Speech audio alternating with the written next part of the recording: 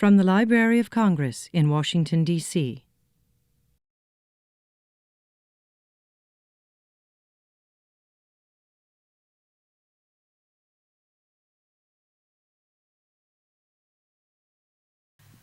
Good afternoon, ladies and gentlemen. I'm Peggy Pearlstein, head of the Hebraic section here in the African and Middle Eastern Division of the Library of Congress.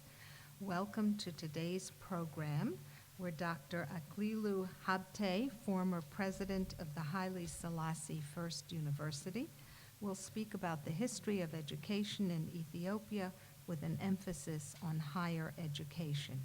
Again, thank you for coming, and here is Venta. Thank you, Peggy. Good afternoon and welcome to this event.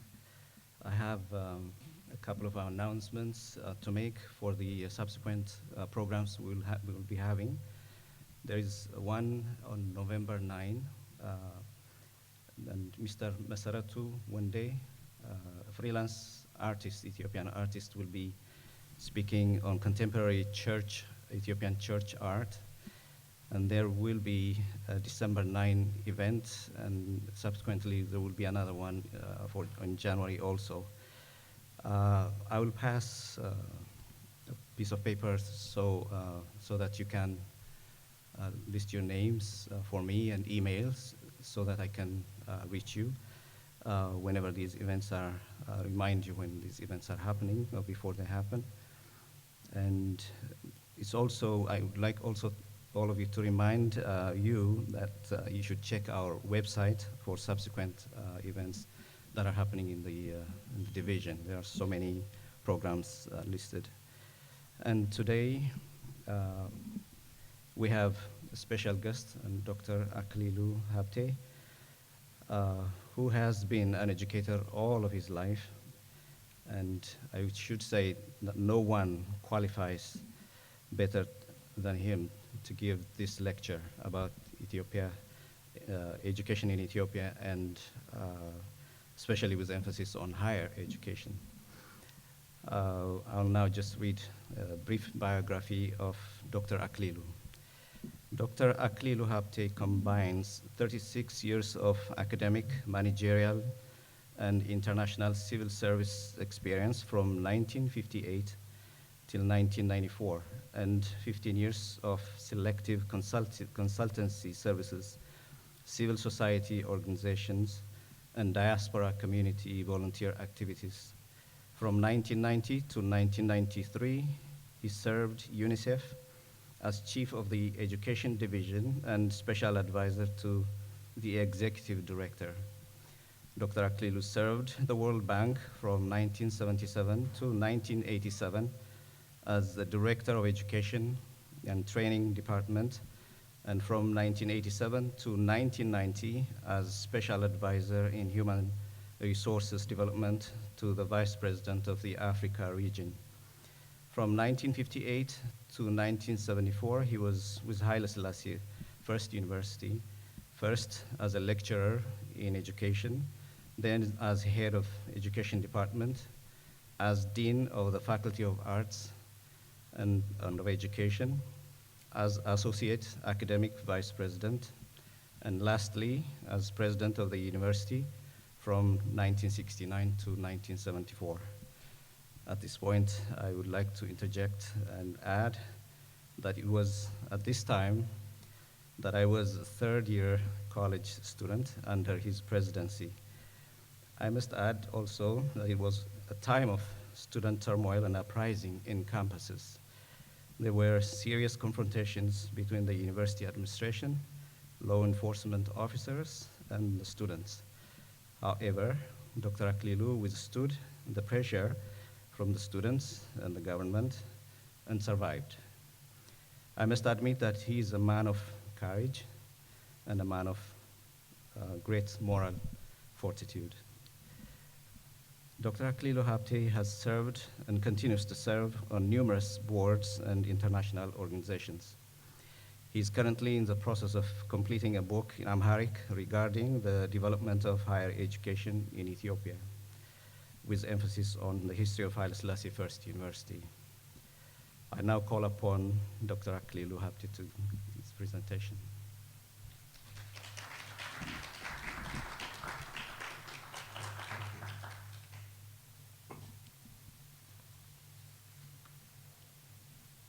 Good afternoon. Thank you very much, Fanta, for your introduction. And let me start by thanking this library and the staff for the wonderful job you are doing for people like me that are interested in some facts, and you have always been ready to accommodate our requests. You've done it on time, and you've been very tireless as far as I'm concerned. So I want to thank the chief of the division and the staff for this kind of services, for you're presiding over a store of knowledge in this place, and I think making it available to interested people is a wonderful contribution you are making. I've been asked to say a few words in half an hour. I have in mind a period of some 4,000 or 5,000 years that I have to cover in half an hour. So now you do the ratio. So what I decided to do is to be selective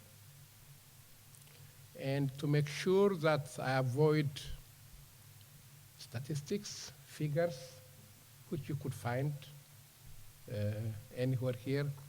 So I'll try to emphasize largely on issues and problems that arose in the development of education in Ethiopia, and even those very selectively. During questions and answers, I'll be happy, which I enjoy, which I feel is probably more important than my contribution. That is the period when we begin to interact. I assume you all know where Ethiopia is. Because often when I'm asked to give some talks to school systems in this country, where I have now lived a long time, which is my second home, when I ask the students where is Ethiopia, I often get all kinds of answers. Most of them, it's somewhere in Mississippi, and to some of them it's in Canada, and to some of them it's rarely somewhere in Africa, and to some of them it's even in Europe. But I do not expect this group of audience to feel that way, so I assume you know where Ethiopia is. I want to make 4 general statements that have broad implications for the development of education and cultural development in Ethiopia, just as a background. The first one, which you all know, is the geographic location of Ethiopia. Because where it is, it has had connections for a long time, for millennia.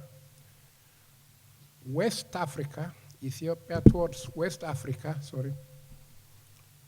have had people with whom I have interacted in Mali and other places where they have told me all kinds of stories, how people have come from a far land, mountainous land, and they had come and settled there, and how people from Western Africa have gone through Ethiopia and settled in Sudan and in Ethiopia. In particular, after the rise of Islam, people used to come to go to Mecca, and on the way, somehow they have settled in Sudan and in Ethiopia and lived there forever. And some of them go to Mecca, on their way back they settled there. So this kind of historic interaction has been going on through West Africa. The other way is through Eastern Africa, through the Arabian Peninsula, as far as India and Indonesia, where many people speak of the slave movements. Usually the emphasis is as if all had taken place from West Africa, but that's not true.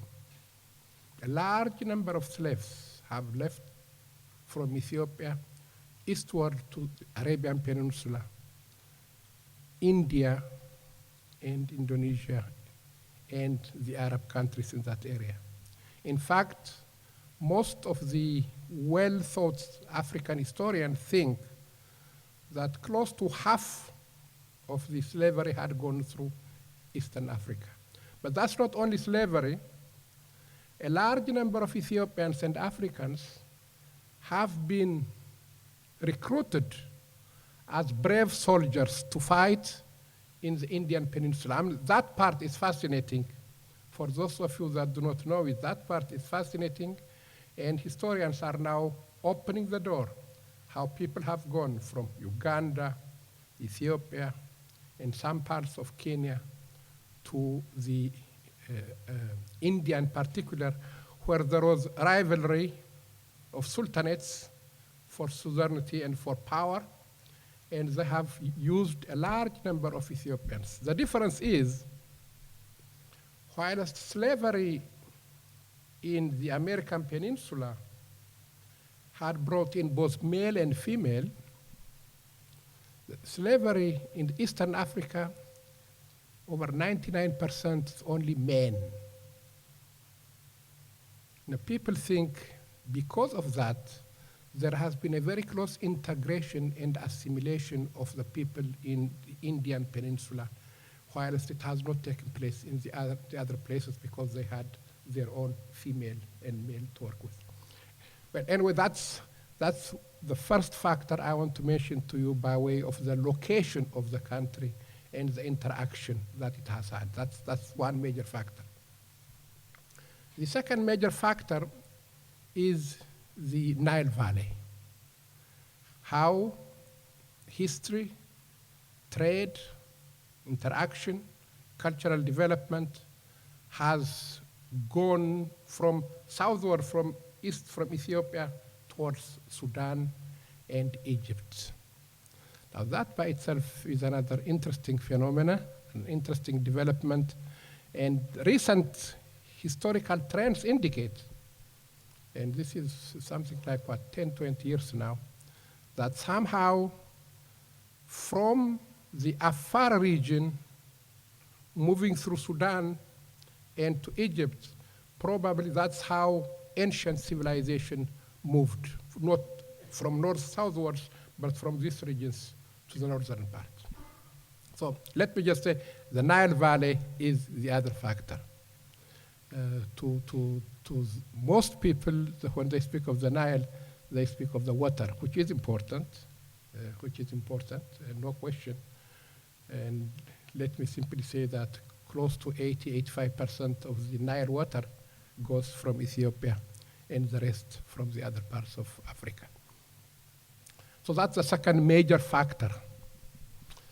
The third factor that I think played a very important role in the development of culture, education, literacy, civilizations within Ethiopia is how Ethiopia accepted the three major religions.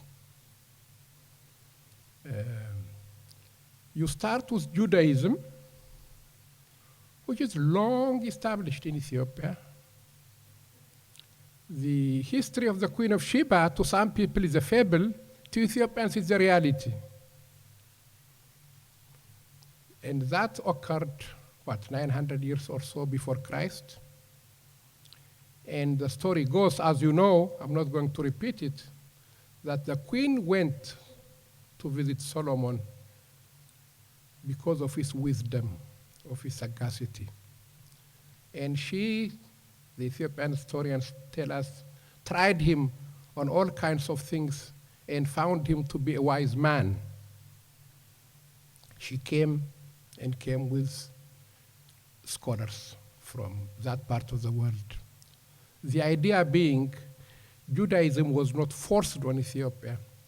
Ethiopians went and invited it to come.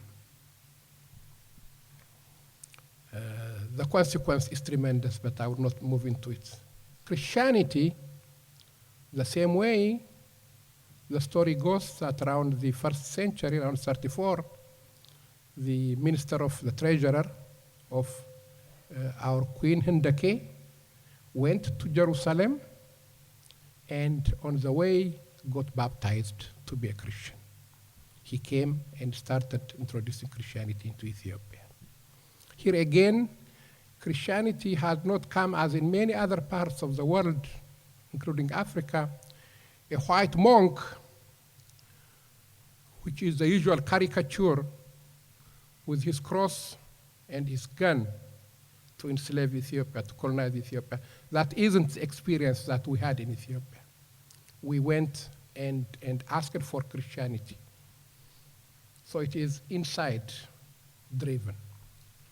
The third major religion, which happened, 1600 years after Judaism came to Ethiopia, and after maybe 600 years or so Christianity got into Ethiopia, is Islam.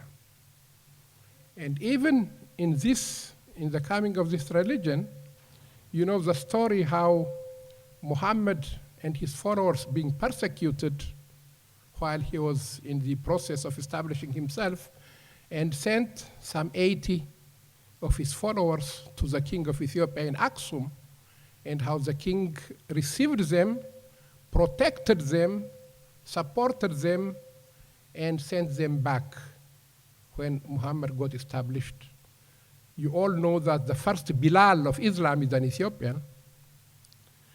You all know that one of the nurses that brought up Muhammad is an Ethiopian. There are some linguistic and other factors which corroborate this. I'm not going to go into that, but simply the conclusion of this part is the coming of major religions into Ethiopia. It is an inside voluntary introduction or movement and not the other way around, which has been forced upon the people. And the interaction of these three religions on the language, on the life of the people, even on the politics of the country, which I'm not going to touch, is tremendous. But so anyway, this is another major third factor that I want you to keep in the back of your mind. And the fourth one that I want to mention is literacy, is the alphabet. That the Ethiopians, the monks in particular, who have been going to Jerusalem for a long time and otherwise created, we don't know who created it, but all indications are it's the Ethiopian monks that created the Ethiopian alphabet, and the consequence of that is upon our historical development is tremendous. So that's the first part I want you to keep in the back of your mind when you think about cultural development. I'm looking at education not in its narrowest sense, it's the broader cultural development that I think is important, including schooling. Now, let me go into the 4,000 years of history of education in Ethiopia. I just want you to keep in the back of your mind, there are probably 5 broad area or divisions. The first part is the so-called traditional education. It's the education of the church, schooling by Muslim, Islamic education, and earlier, of course, Judaic education in Ethiopia. I mean, there are famous scholars in Ethiopia who have established themselves as scholars who speak Ge'ez, Hebrew, and Greek. And that to be a scholar in some parts of the Bible without knowing Ge'ez and Greek, or without knowing Ge'ez and Hebraic, was considered to be a kind of a second-class scholar. But that's all gone now, more or less. So you have a history of education. Largely, the Ethiopian church is the one that has influenced really the development of education in Ethiopia. The church somehow moved, as you know, from the north to the south. Education followed the establishment of the churches in Ethiopia. And that wherever there is a church, more or less there is a school. Not that all the churches have school. Not that all the schools were all the time attached to a monastery. But by and large, a large number of the schools followed the development and the expansion of the schools from north to south and west. We don't know how many churches there are in Ethiopia. There have been estimates. We think there are probably between 30 and 35,000 of them in the country in general. All the people who've done some thinking, Stilts, the German, Kidani, the Ethiopian, and the Ethiopian church itself, all think that there are probably between 30 and 35,000 churches, and there are probably over 10,000 to 15,000 schools around the country. And literacy, though restricted, though in terms of orientation and emphasis religious, but not exclusively religious, some legal training, and there have even been some important handcraft schools, calligraphy, and the school system has been established from, as you all know it now, from the beginning to a university level. And there were centers of excellence in which people who are to qualify as professors have to go through, even though they know the content, they had to spend a year or two in that particular monastery for that particular subject to qualify as a scholar and as a teacher. I'm not going to bother you with this. It's a very extensive area. And if you're interested, we can talk in detail about it. But I just want to say 2-3 things on this that I think are important. The first one is the tremendous contribution that Ethiopian monks have made to the development of education in Ethiopia. This is something that Ethiopians do not realize. We do not recognize the importance that these monks have made to the development of Ethiopian culture. Many of them have vanished in the deserts when there was no transportation. They had to walk the desert from Ethiopia to Sudan to Egypt. They had to go to Jerusalem. And many of them have died, have vanished. But a few that have survived have made tremendous scholarship contribution. They have gotten in touch with Greek scholars, gotten in touch with Italian scholars, gotten in touch with German scholars, and made tremendous contribution. You all know the famous Guidi, for instance, the Italian scholar who established Ethiopian studies in Italy, Ludolf in Germany. When you read the books that you read, you get the feeling as if that these scholars have made those contributions by themselves. But behind them, their teachers were these Ethiopian monks. They were the ones who taught them Greece.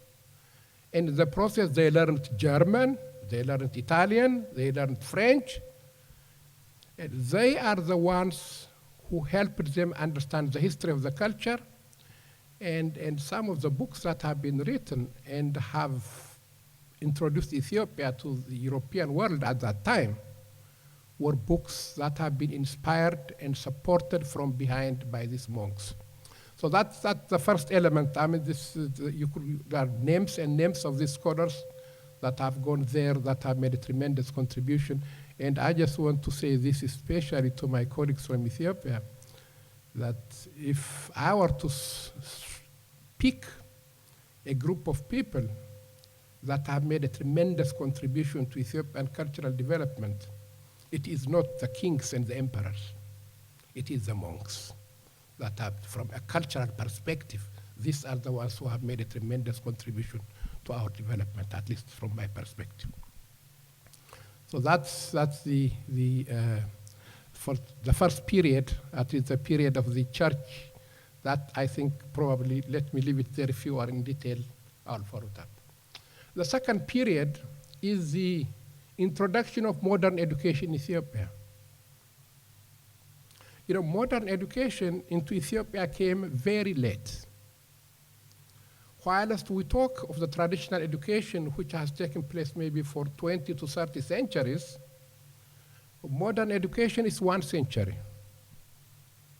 It's 1 century. After all, it's Emperor Menelik and Emperor Theodorus that have started the move.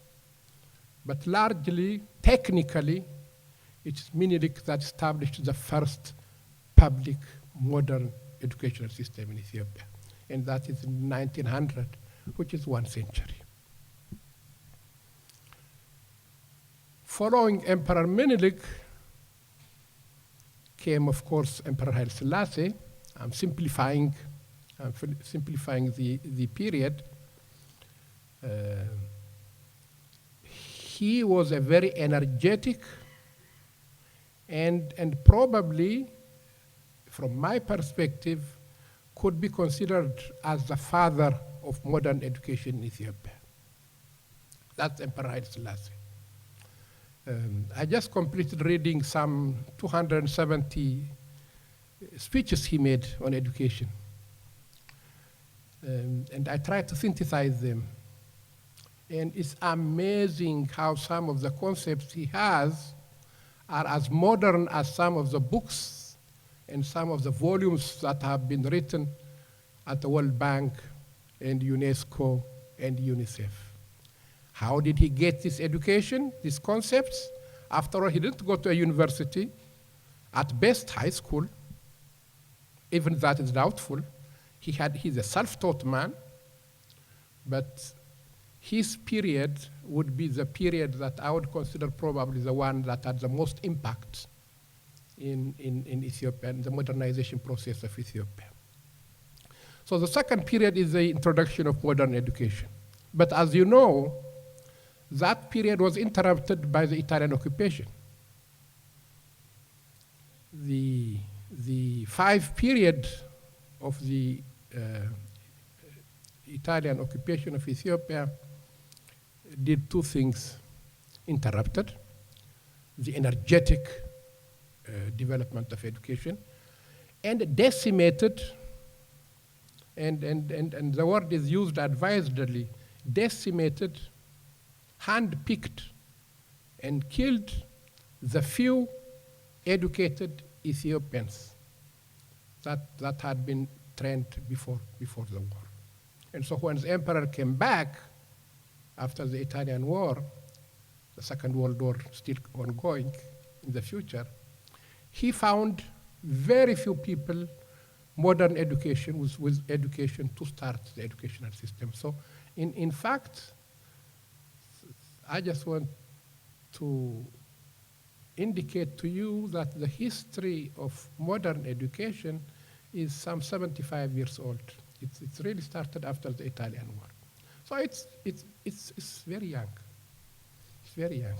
You could do many things in 75 years, but I'm talking about history. About history, not current events. That's the second period. Let's leave it. The third period is obviously the very important contribution, as I said, that the emperor made. And his contribution is fantastic. And he is the one who somehow had the idea that the only way to survive as a people, the only way to keep the dignity of Ethiopia as an independent nation, is to have educated people. And he wants to educate the people at any expense. And he sent people abroad, he pushed people abroad, all over, and in the process, he may have erred in the sense that when people came, they were too much westernized in quotes, and that in the process, they did not have the cultural context, and they had really not based the educational system in transforming the traditional education which had survived in Ethiopia for 20 centuries. And that's one major problem that we have, that as educators we have to take note of for the future development. So the emperor is the one who's credited for developing the colleges and the university. I was a student when the emperor came back after the war. I'm one of those few students that can say I started when the emperor came back. And the schools that we used, they were barracks that were used with the Italian army. We didn't have a Ministry of Education. We had a center. We didn't have trained teachers. And who were the teachers?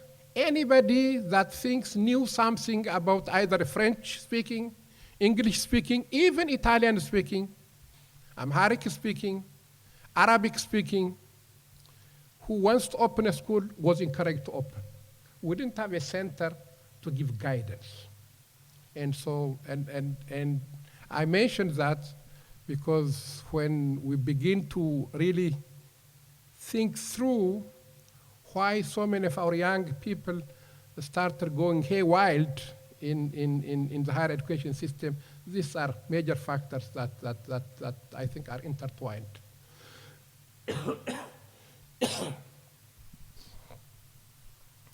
Okay. I think that's higher education in the fourth period is what you would call the revolution period. It's the period in which Ethiopia overthrew the monarchy, introduced a completely foreign religion. They want to replace Orthodox Church, the Muslim Church, with Marxism-Leninism. People don't like me say that. But the way it came, the way it was purported, the way it was presented, it was not presented as an idea, as an alternative, but almost as a religion. As a religion. Take it or leave it. And if you don't like it, you are the enemy. If you have a different idea, you are the enemy. But anyway, that's the fourth period. This is a period where the student movement was really tough. Let me say that by speaking of the student movement, we need to acknowledge both parts. There is no question that the one organized, consistent group that wanted to bring about change in Ethiopia were the students. This is true. This is true. This is historically true. But the students thought they knew everything. They even knew how to run a government. They even knew how to teach in a university. They even knew how to be a president of a university, how to be a dean of education, how to be a minister of education, how to be an administrator in our Raja. They knew it all. The consequence is disaster. That's the fourth period of Ethiopian history. And the last one is the period in which we are at the present time, largely characterized by ethnicization of the country. In broad terms, the current period has a positive side to it and a negative side to it. The positive side, the expansion of education, the improvement of educational opportunity is phenomenal. That has to be acknowledged. That is true. And that more people that did not have opportunity in the past have this opportunity now. The disaster is the approach that education is being developed now in very many senses is very sad. The quality is sad. Maybe I should not be the one to judge that because it's ongoing and we have yet to judge it in the future. But there is no question that the education has been too much politicized. Too much politicized. Education is a political venture, social phenomenon, we all know. We all know. I think the process of judging giving the necessary due position to educators and to people who know.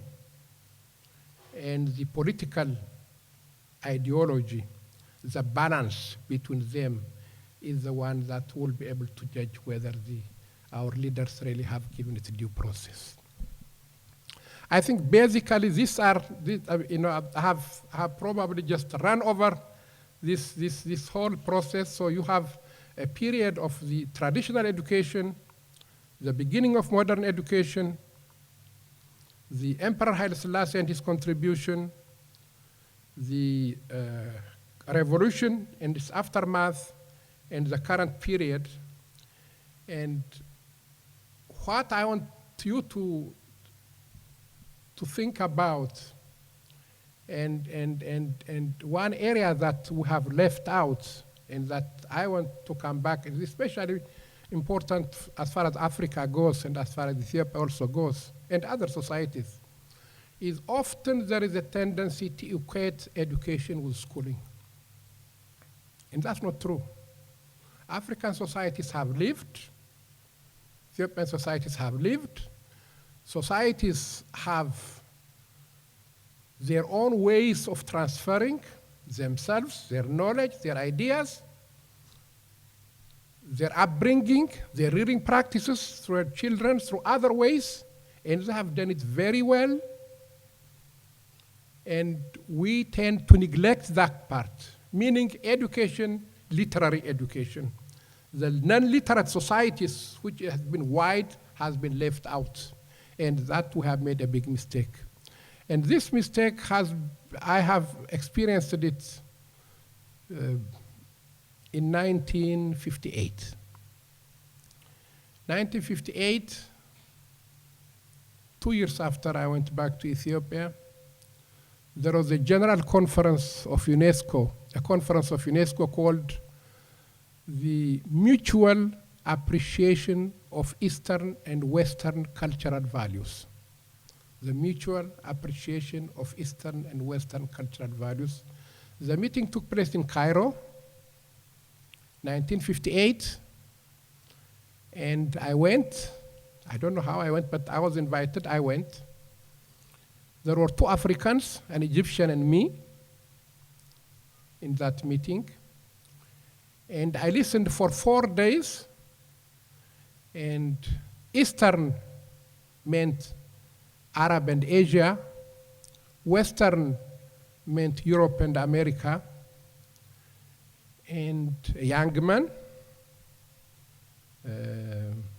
probably not tempered. So I said, where is Africa? Okay, where is Africa? And the answer came, we're talking about literate societies. So if you do not read or write, you don't have a history of education, don't have a culture to write. And so a movement started.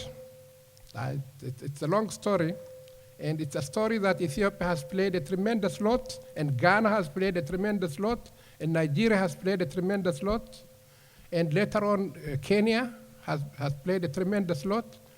We said that approach cannot continue in UNESCO.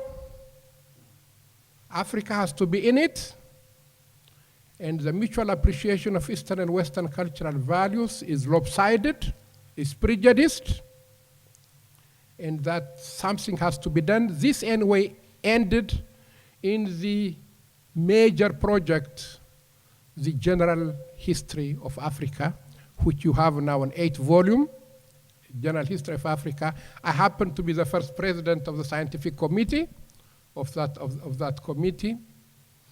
And that is how the African history really then started to be given due consideration. Again, I'm summarizing.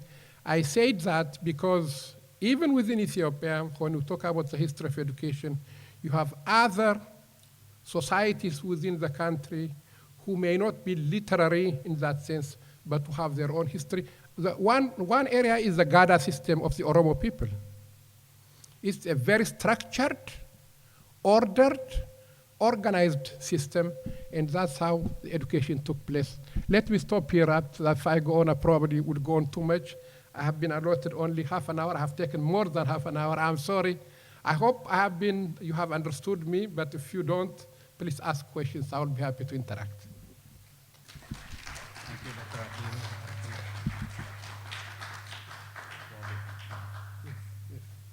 Thank you very much for your very illuminating lecture.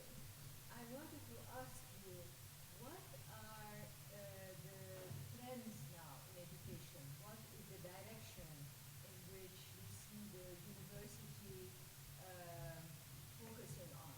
What are the new trends in Ethiopia?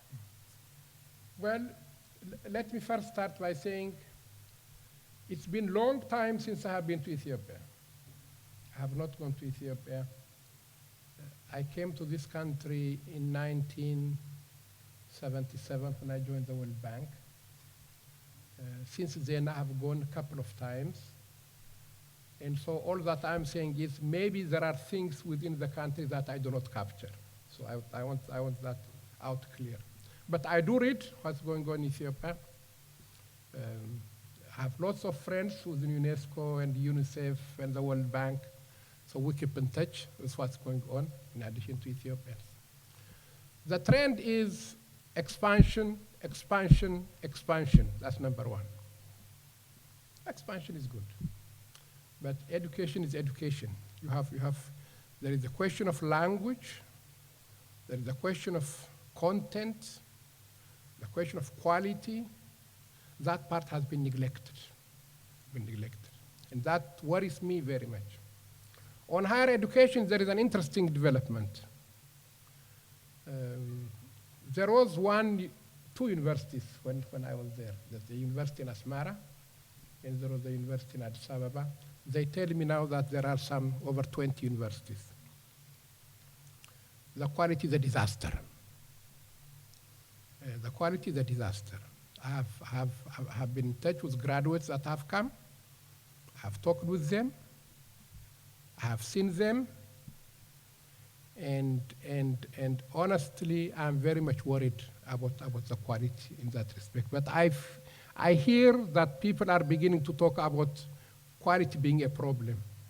It should have been from the very beginning. The old school, the emperor started Haile Selassie University. We have sent probably to this country some 500 students that I know.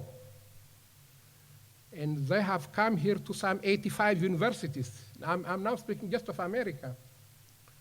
We have sent students to Britain after graduation. We have sent students even to France. And do you know, there are only 2 students that didn't make it for graduate level education. And so in terms of standard, in terms of quality, my assumption is that somehow these people have done very well, very well. So the current trend is expansion. It's good to provide educational opportunity, but there needs to be some system. The issue of planning, the issue of managing higher education as higher education, it needs much more care than at present. In my opinion, as an Ethiopian, I'm very much worried. I'm very much worried as what is going on, even though I really applaud the efforts that expansion is taking place. Some people who probably do not understand the educational system are in charge because of their political affinity. That is the only thing I could guess. So the development is expansion, which is good, period. I'm sorry, but I'm very worried. I'm glad you asked this question to me because there is no doubt that people are coming out, graduating in hundreds. But what kind of people? May I have a follow-up on this question? So you have addressed the idea of planning, but is there also the issue of the training of the professors? Is it also a matter of the selection of the curriculum?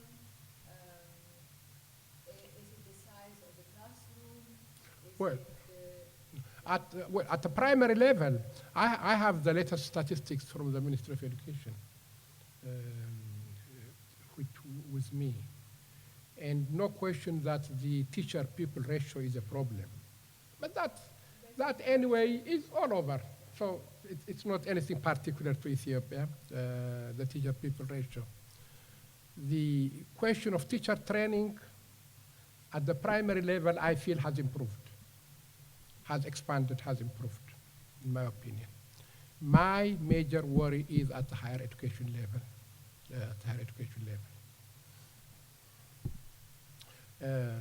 The World Bank is involved, UNICEF is involved, and so other countries are involved.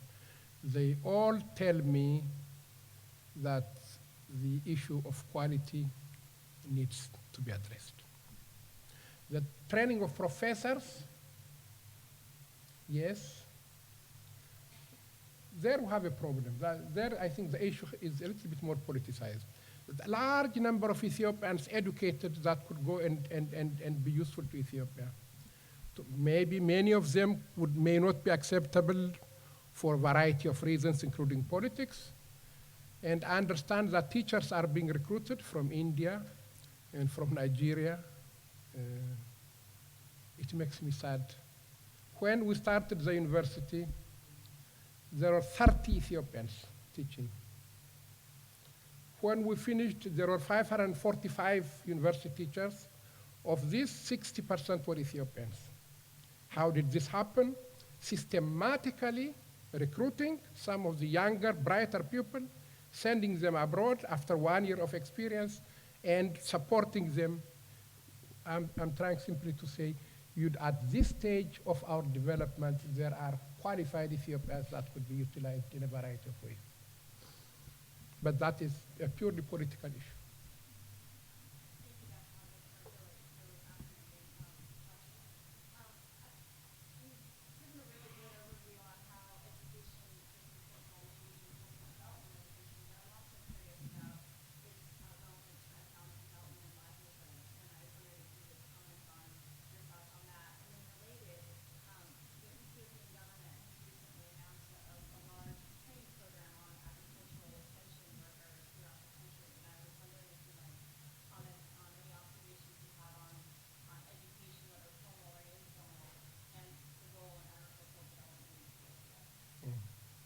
Well, agricultural development, I mean, the majority of the Ethiopian people are rural people.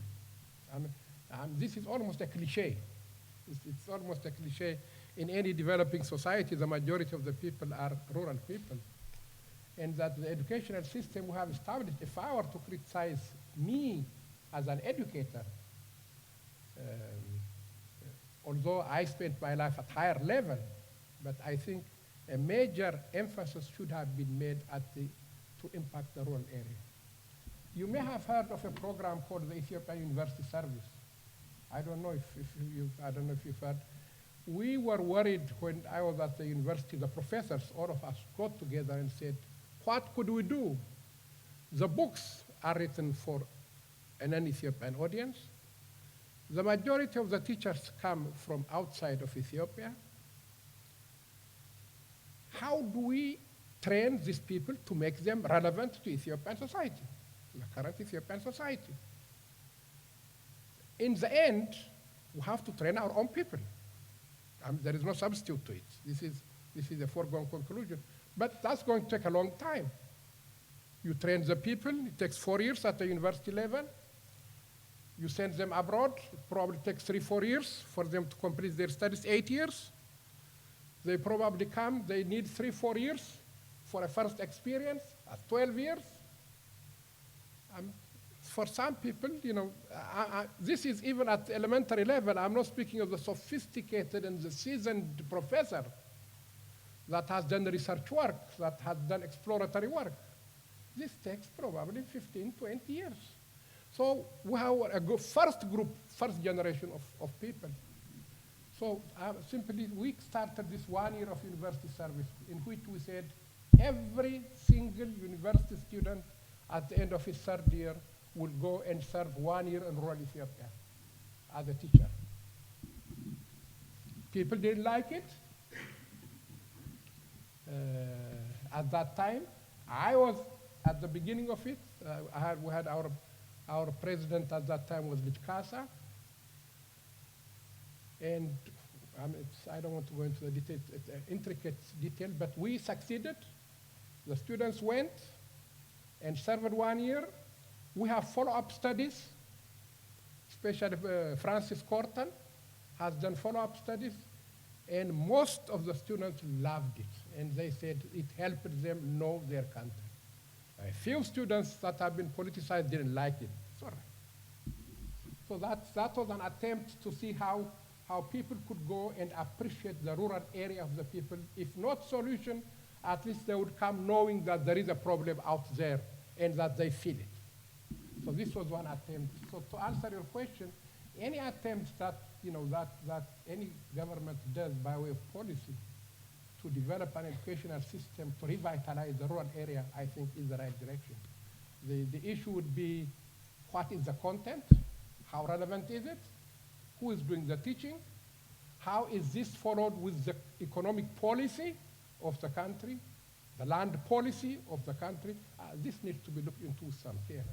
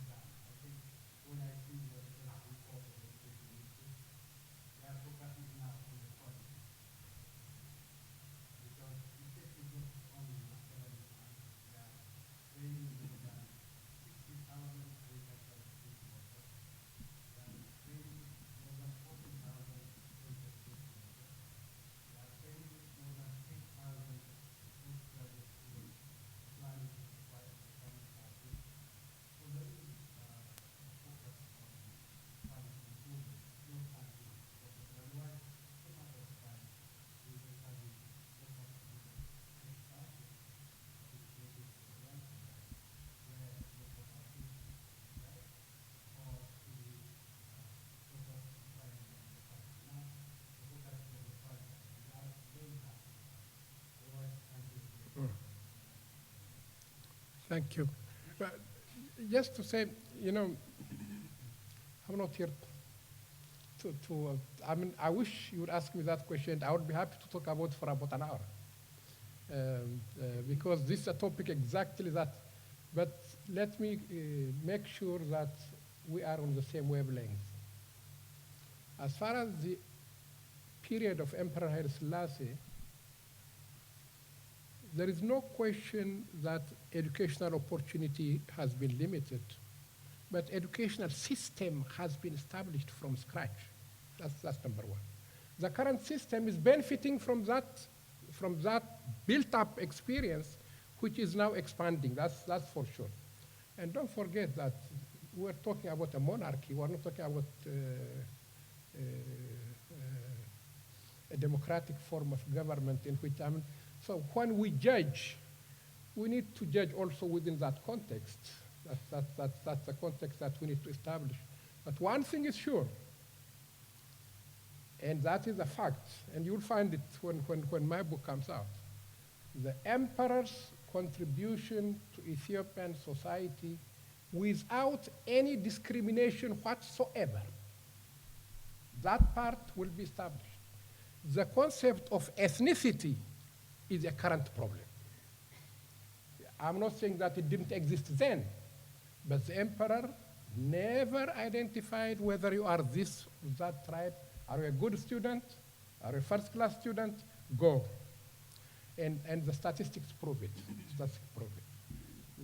The so-called aristocracy, there are a handful of people that have gone to England.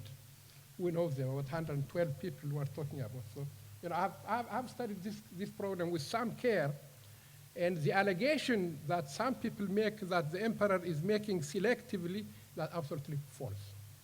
The statistics and the evidence will prove it.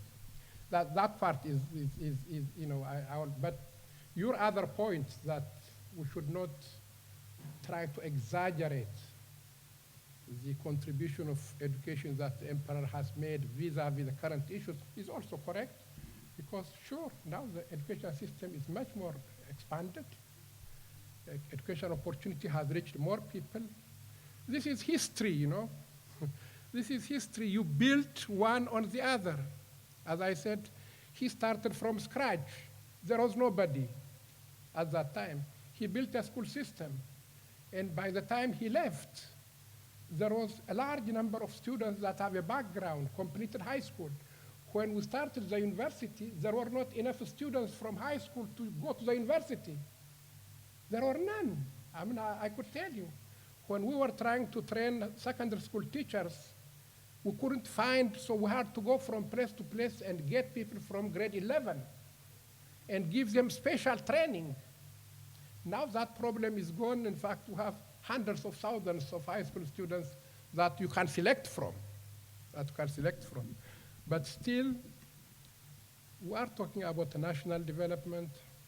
We are talking about an educational development. We are talking about influencing the minds of youth, in that we need to pay some care how this mind is nurtured and somehow, and that quality becomes a problem.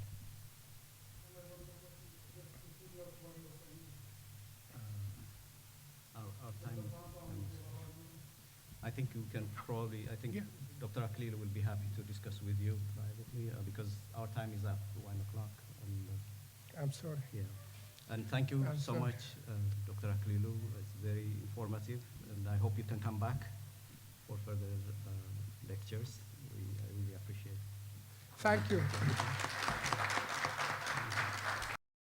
This has been a presentation of the Library of Congress. Visit us at loc.gov.